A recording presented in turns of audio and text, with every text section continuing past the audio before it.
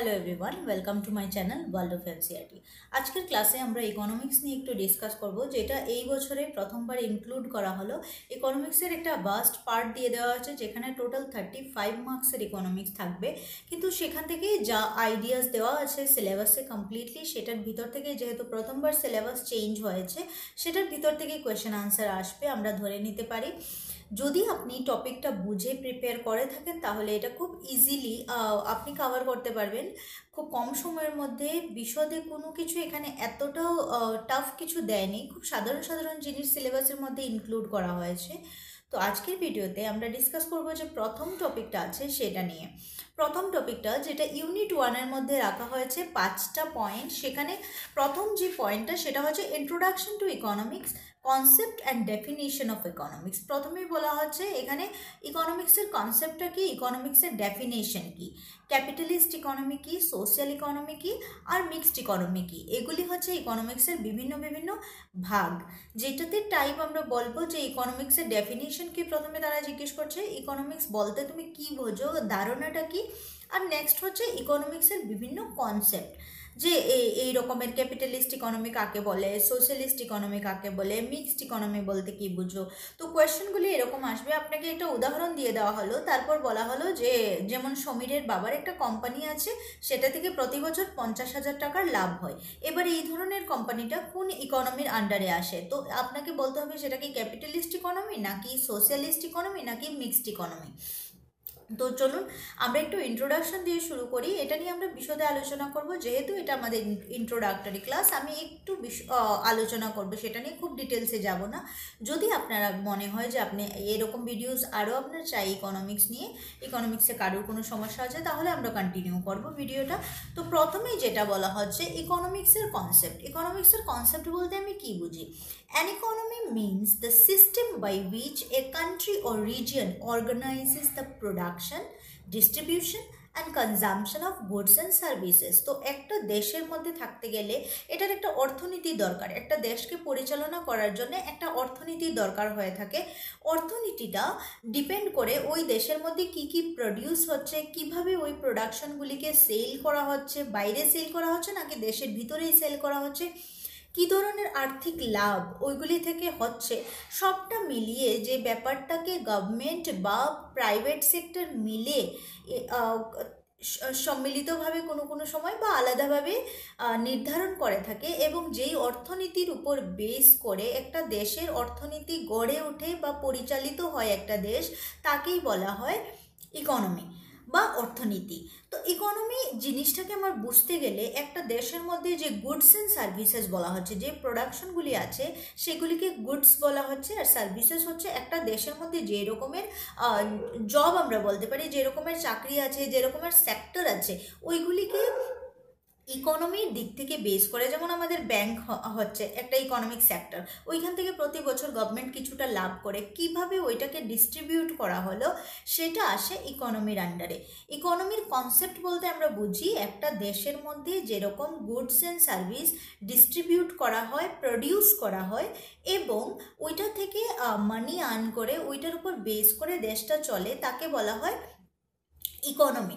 এবার ইকোনমিকে বুঝতে গেলে তিনটা জিনিস, আমরা একটা জিনিসকে যখন আমরা ইকোনমি জিনিসটার মধ্যে আসব, ডাইরেক্টলি যখন সেল অ্যান্ড প্রোডাকশনের মধ্যে চলে আসে এটা, তো আমি তিনটা প্রশ্ন করলে আমার এক্স্যাক্ট উত্তরটা আসবে হোয়াট টু প্রডিউস। একটা দেশ যখন কোনো একটা সংস্থা বা একটা দেশের মানুষ যখন কোনো একটা কিছু শুরু করবে, ব্যবসা শুরু করবে, তখন প্রথম প্রশ্ন ওকে করতে হবে হোয়াট টু প্রডিউস। মানুষটা চিন্তা করবে যে আমি কার জন্যে, বা সরকার যদি শুরু করে তাহলে সরকারও চিন্তা করবে। যেমন উদাহরণস্বরূপ আমরা বলতে পারি এলআইসি একটা সংস্থা, তারা কি করছে, তারা ইন্স্যুরেন্স সেল করছে। তো এরকম যে ইন্স্যুরেন্স কোম্পানিগুলি আছে, তাদের বিভিন্ন বিভিন্ন ধারা আছে। যেমন কেউ কৃষিভিত্তিক ইন্স্যুরেন্স দিয়ে থাকে, কেউ বাইকের উপরে ইন্স্যুরেন্স দিয়ে থাকে।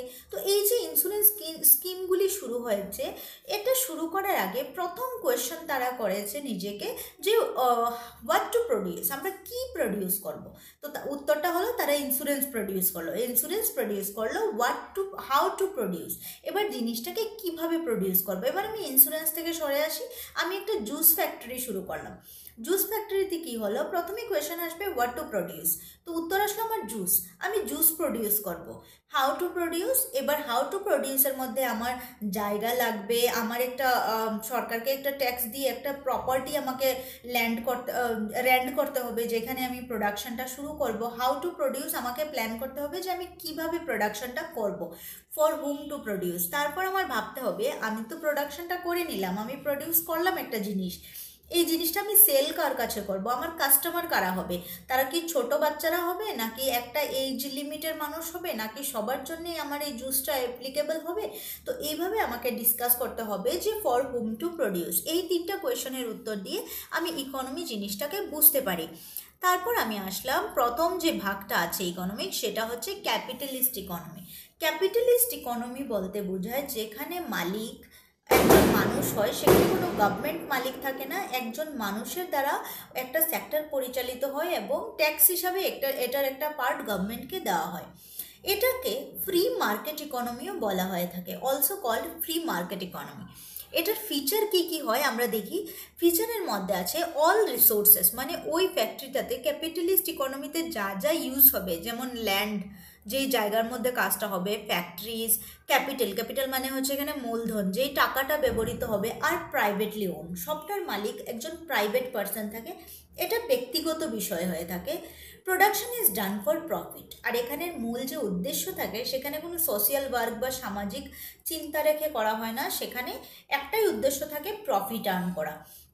এবারে আমরা বলতে পারি যেখানে একটা সিমেন্টের যদি একটা ফ্যাক্টরি থাকে, সিমেন্ট যখন প্রডিউস হয় তখন ওইটা থেকে বিভিন্ন রকম ওই কোম্পানি থেকে, বা ইটের যে প্রোডাকশন হয় আমাদের এখানে আমরা দেখে থাকি, যেমন অনেকগুলি ব্রিক ইন্ডাস্ট্রি আছে যেখানে ইট যখন প্রোডাকশন করা হয়ে থাকে, ওইটা আসে ক্যাপিটালিস্ট ইকোনমির আন্ডারে, ওইটা সরকারের হয় না, ওইটা থেকে অনেক রকমের পলিউশন হয় বা কিছু হয়, কিন্তু যারা মালিক আছে তারা শুধু প্রফিটের কথা ভাবে, তারা সোসাইটির কথা ভেবে কাজটা করে না।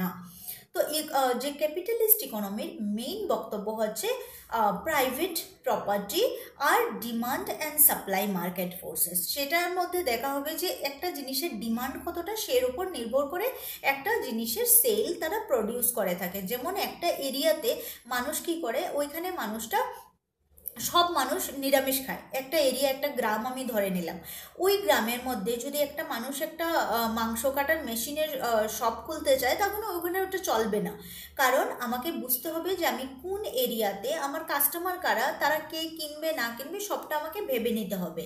তো যে ক্যাপিটালিস্ট ইকোনমি, সেটার প্রথম যে ফিচারটা হচ্ছে সেটা হচ্ছে প্রাইভেটলি ওন, একজন প্রাইভেট পার্সন এটার মালিক হয়ে থাকে। Production is done for profit, second বৈশিষ্ট্যটা হচ্ছে প্রোডাকশনটা শুধুমাত্র প্রফিটের জন্য হয়ে থাকে।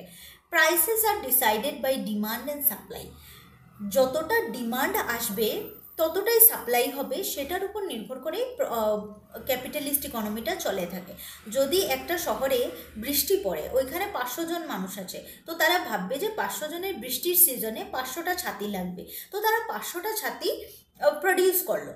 500টা ছাতি যখন ইউজ হয়ে গেল, তখন দেখলো কাস্টমার এসে দোকানে আরও ছাতির ডিমান্ড করছে, তখন তারা দেখবে যে ডিমান্ডটা কতটা, যদি ডিমান্ডটা আরও বেশি হয় তারও আরও 500টা ছাতা আরও বেশি প্রডিউস করবে। তো এটা ডিমান্ড অ্যান্ড সাপ্লাইয়ের উপর নির্ভর করে ক্যাপিটালিস্ট ইকোনমিটা চলে থাকে। ভেরি লিটিল গভর্নমেন্ট ইন্টারফারেন্স, সেখানে যে গভর্নমেন্টের ইন্টারফারেন্স আছে সেটা খুব কম হয়ে থাকে।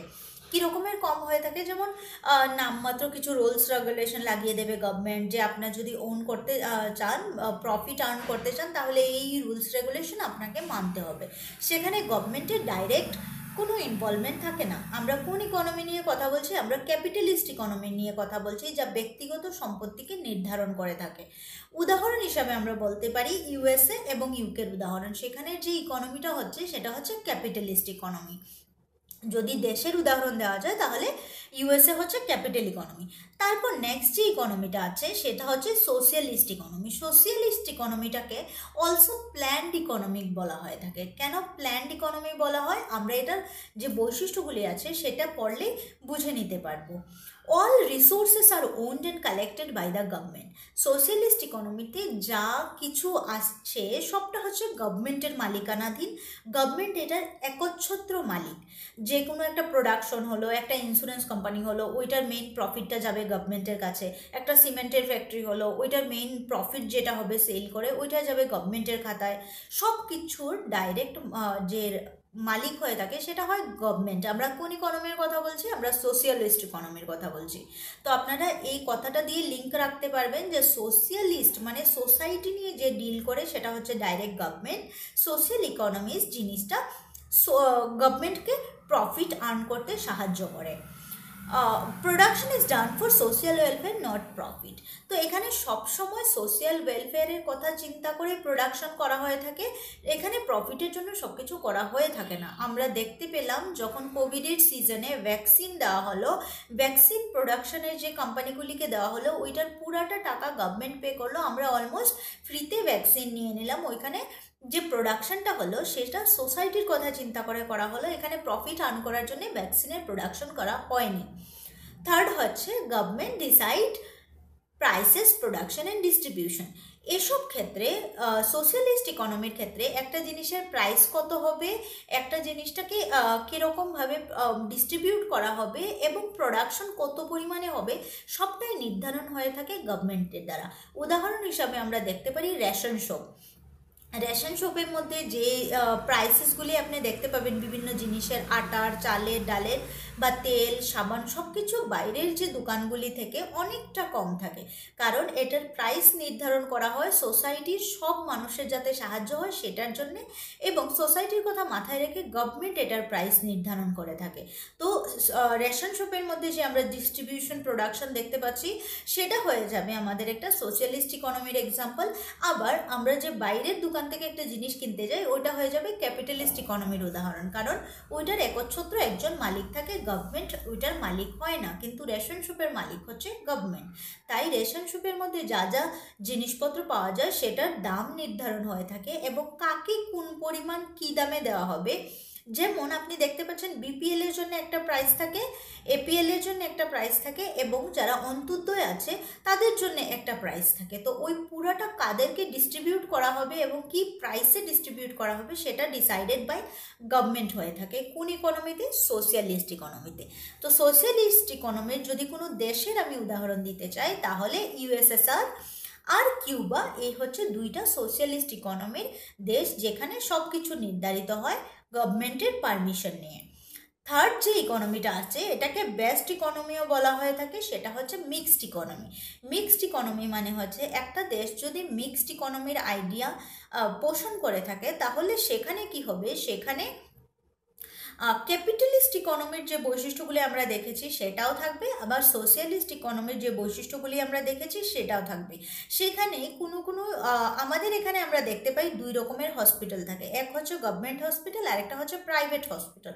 প্রাইভেট হসপিটালের যে মালিক থাকে তারা কাদেরকে প্রোভাইড করবে, কত দামে একটা চিকিৎসা প্রোভাইড করবে সেটার সবটা একচ্ছত্র অধিকারী থাকেন ওই হসপিটালের মালিক বা যারা নির্ধারণ কমিটি থাকে। কিন্তু গভর্নমেন্ট হসপিটালের একচ্ছত্র মালিক হয়ে থাকে গভর্নমেন্ট। গভর্নমেন্ট ডিসাইড করবে কত টাকায় কোন পরিষেবা প্রদান করা হবে। তো আমি দেখতে পাচ্ছি সোশ্যাল ইকোনমি আর ক্যাপিটালিস্ট ইকোনমি দুইটা ইকোনমি পাশাপাশি চলছে আমাদের দেশে। তো আমরা বলবো এটা একটা উদাহরণ হচ্ছে মিক্সড ইকোনমির। এবার আমি ডাইরেক্ট কয়েকটা ফিচার যদি বলতে চাই বা বৈশিষ্ট্য বলতে চাই মিক্সড ইকোনমি, সেটা হচ্ছে some resources are own by private individual, some are by government. এখানে মিক্সড ইকোনমিতে কিছু কিছু রিসোর্স, কিছু কিছু জিনিস, যেমন একটা ওয়াইল্ড লাইফ স্যাংচুরি হয়ে গেল, একটা পার্ক হয়ে গেল, একটা পার্কের মালিক প্রাইভেটও হতে পারে, আবার একটা পার্কের মালিক গভর্নমেন্টও হতে পারে। তো মিক্সড ইকোনমিতে দেখা যায় মালিকানাটা কিছু গভর্নমেন্টের হাতে থাকে আর কিছু কিছু পাবলিকলি ওন করে থাকে। পুরাপুরি পাবলিকলি ওন হয় না আর পুরাপুরি গভর্নমেন্ট ওন হয় না। Both profit motive and social welfare goals are balanced. তো মিক্সড ইকোনমিতে কি হয়, দুই ধরনের আইডিওলজি আমরা দেখতে পাই। প্রফিট আর্নও করার একটা আইডিওলজি আমরা দেখতে পাই, আবার সোশিয়াল যে ওয়েলফেয়ার কাজগুলি, যেমন আমরা ভ্যাকসিনের একটা উদাহরণ দিলাম, হসপিটালের মধ্যে পরিষেবার, অ্যাম্বুলেন্স পরিষেবা, গভর্নমেন্ট অ্যাম্বুলেন্স যদি আমি রেন্টে নিই তাহলে ওইটার প্রাইসটা অনেকটা কম পড়বে। তো ওই যে ব্যালেন্স একটা আমি দেখতে পাই, যেটার মধ্যে সামাজিক মানুষের সাহায্য করার কথাও চিন্তা থাকে, আবার আরেকটা পর্যায়ে আমি দেখতে পাই প্রাইভেটলি যে প্রফিট আর্ন করার চিন্তাধারাটাও থাকতে পারে। Government regulates private businesses to avoid exploitation. এখানের মধ্যে মিক্সড ইকোনমিতে কি হয়, গভর্নমেন্ট বিভিন্ন ধরনের যে পাবলিক বিজনেসগুলি আছে সেটাকে রেগুলেট করে থাকে। যেমন একটা ব্যাংক, একটা প্রাইভেট ব্যাংক কিভাবে চলবে না চলবে সেটার যে রুলস রেগুলেশন সেটা ডিসাইডেড হয় আরবিআই দ্বারা। রিজার্ভ ব্যাঙ্ক অফ ইন্ডিয়া, যেটাকে একটা গভর্নমেন্ট সংস্থা, সেটা ডিসাইড করে দেবে যে একটা প্রাইভেট ব্যাংক কীরকমভাবে কোন লোন দিতে পারবে বা কত প্রফিট রাখতে পারবে, সব কিছু ওই আরবিআই দ্বারা পরিচালিত হয়। তো মিক্সড ইকোনমিটাকে আমি বেস্ট ইকোনমিও বলতে পারি, কারণ মিক্সড ইকোনমিতে মানুষের কথাও চিন্তা রাখা হয়, আবার যারা প্রাইভেটলি কিছু একটা আর্ন করতে চায় তারাও করতে পারে। দুই রকমের সুযোগ সুবিধা আমরা দেখতে পাই। এবার যদি মিক্সড ইকোনমির দুইটা উদাহরণ দিতে চাই তাহলে একটা হচ্ছে ইন্ডিয়া, আরেকটা হচ্ছে ফ্রান্স। তো আমি যদি ক্যাপিটালিস্ট ইকোনমিকে একটা ওয়ার্ডে বলতে চাই সেটা হবে প্রাইভেট ওনারশিপ, প্রফিট মোটিভ। দুইটাই উদ্দেশ্য থাকে। প্রাইভেট ক্যাপিটালিস্ট ইকোনমিতে হবে প্রাইভেট একজন মালিক থাকবে আর তার মূল উদ্দেশ্য থাকবে প্রফিট বা লাভ কালেক্ট করা। সোশিয়ালিস্ট ইকোনমিতে কি হবে, government ownership, welfare motive. Socialist ইকোনমির একমাত্র যে মালিক হবে সেটা হচ্ছে গভর্নমেন্ট, আর তার মেইন উদ্দেশ্য থাকবে প্রফিট আর্ন করা নয়, সমাজের ভালো করা বা ওয়েলফেয়ার মোটিভ। আর মিক্সড ইকোনমিতে কি হয়, মিক্সড ইকোনমিতে both government and private work together. Mixed ইকোনমির মধ্যে গভর্নমেন্ট এবং প্রাইভেট দুজনেই একসাথে কাজ করে থাকেন। আপনার যদি ইকোনমি নিয়ে এসটিজিটি ত্রিপুরার জন্য আরও ভিডিওস চাই তাহলে নিশ্চয়ই ভিডিওটাকে লাইক করতে এবং শেয়ার করতে ভুলবেন না। নেক্সট ভিডিওতে দেখা হবে আরেকটা টপিক নিয়ে। আশা করি আজকের এই টপিকটা আপনাদের একটু ক্লিয়ার হয়েছে। নেক্সট ভিডিওগুলিতে আমরা আরও বিশদে আলোচনা করব নেক্সট টপিকগুলি। ধন্যবাদ সবাইকে পাশে থাকার জন্য।